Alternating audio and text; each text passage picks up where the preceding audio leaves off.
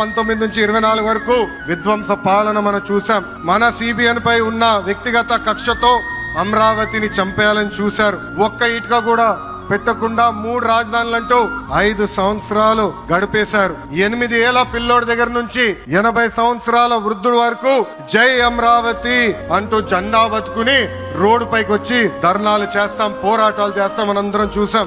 జై అమరావతి అన్నందుకు రైతులకి సంఖ్యలేశారు. జై అమరావతి అన్నందుకు మహిళా రైతుల్ని పోలీస్ బూటులతో తన్నిచ్చారు. జై అమరావతి అన్నందుకు రైతుల్ని ఏకంగా పెయిడ్ ఆర్టిస్టులు అన్నారు. ఎన్ని అరాచకాలు చేసినా అమరావతి రైతులు తగ్గేదే లేదన్నారు.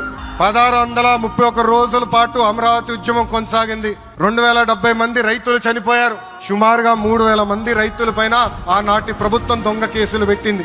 ఎన్ని కుట్రలు చేసినా జై అమరావతి అన్న నినాదం ఆపలేకపోయారు.